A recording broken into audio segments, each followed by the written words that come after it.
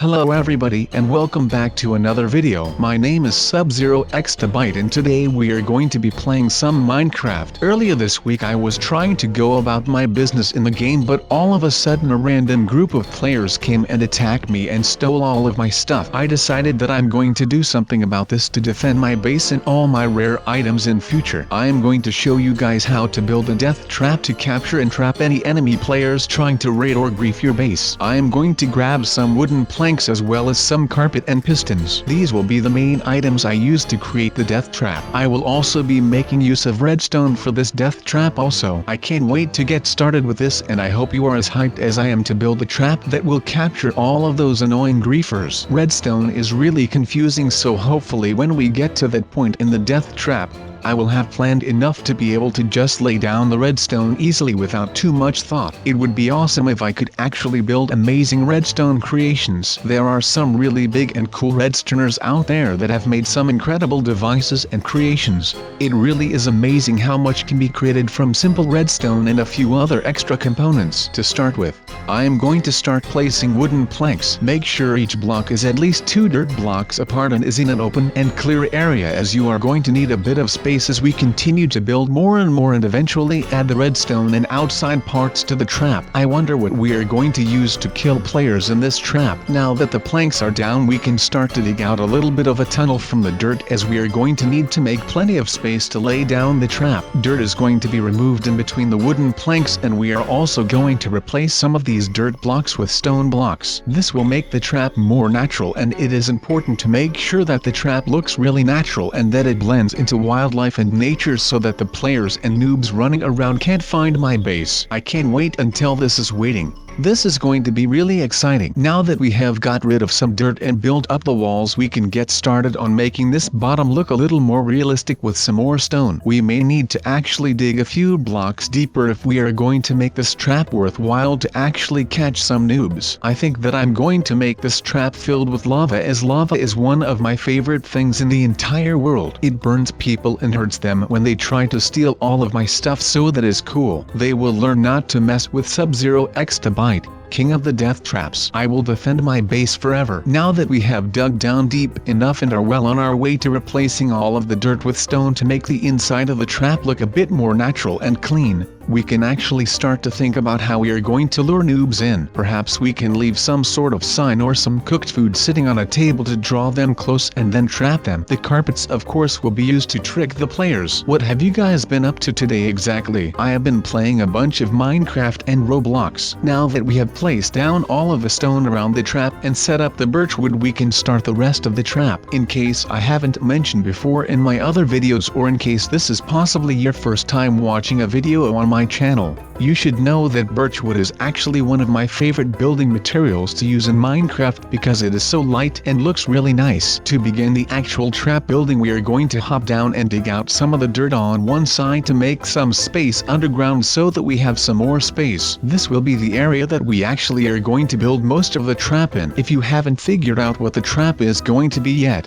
I will give you a chance to check out some of the items in my hotbar again, and I will give you some time to figure out if you can guess what trap I am going to be building today. With this area cleared, I can now set up some pistons, which will be the main trigger for the trap itself. I need to make sure that I have enough stone and area to place the pistons to ensure they are right and placed almost perfectly. Hopefully I should be able to figure it out. I think that I'm going to place the pistons at the side of the trap. Remember, it is really important to note that I'm not using sticky pistons for this project, as they will actually drag blocks up and down, and I don't actually want any blocks to move for this trap. It is so difficult to place down pistons in the right position. I wish I knew exactly which way they would be placed down. They keep switching directions or placing in the wrong way. Now that they are in place, I can place down some redstone torches that will actually activate the pistons. The next bit of the trap is going to use something really cool. As you can see, I actually have some signs here, and I am going to place one on the side of the piston at first. Here is a really cool and fun thing to note for building in Minecraft in future if you didn't already know.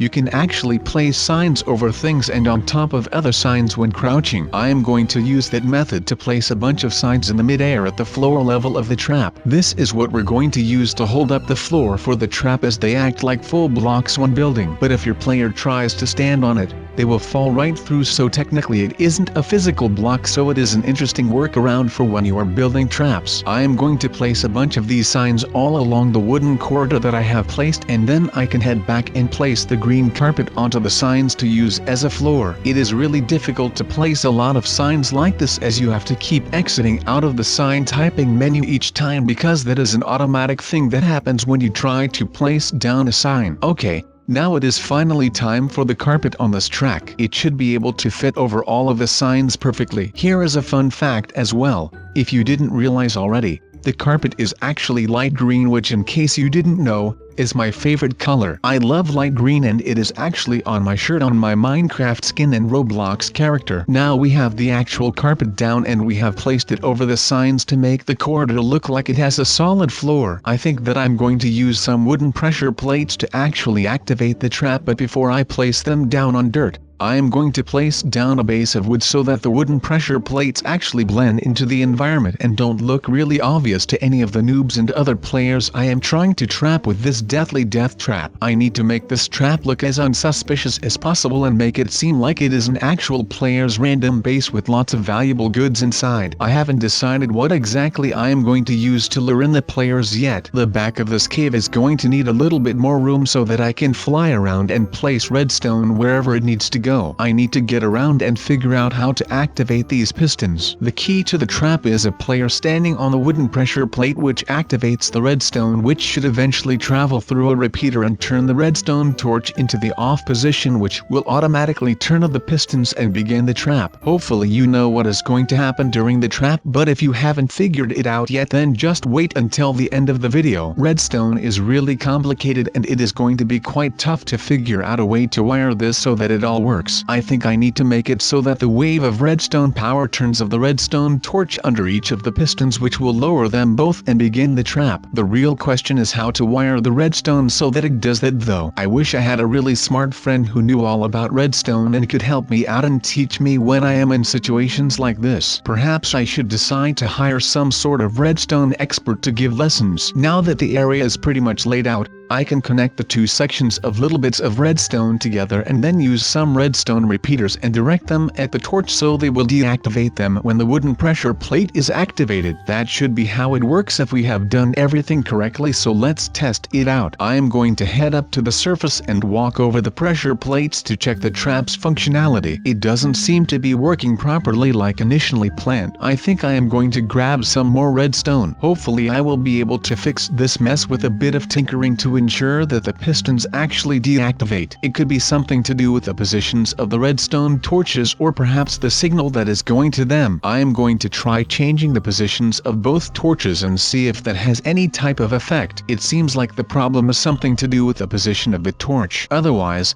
the rest of the trap is activating fine and everything is going pleasantly. By changing the location of the torches, I think we have actually fixed everything. Now all I need to do is build everything up a bit. Oh, I forgot that I actually activated the trap a minute ago, and that dropped all the signs and light green wool carpet. I am going to need to make sure that I don't mess up again before I have finished the trap, because otherwise I will have to pick up and place all of the stuff again, and that is a really long setup that I'm going to have to go through right now. I just need to ensure that the redstone is working and all of the pistons are in place and working for good before I go ahead and replace everything and build up the trap again. Now that the pistons and redstone is fixed, I can get rid of any extra stone and begin building and testing the trap out again. If you guys are enjoying the video so far today, then make sure to leave a like, as it will be a big help and show me that my fans and viewers at home support and enjoy the content I am creating, and it helps me to understand what content I should be making for you guys in future. I am also going to finally add my favorite part of the whole trap, but first I need to clear up an extra block deep so that we can add this super special ingredient. It begins with an L. If you guessed lava, then you definitely guessed right. I mentioned it earlier in the video, and I am going to use it to actually create a deep lava pit for any of the noobs to fall into and burn. Remember, this isn't just a trap to keep people in.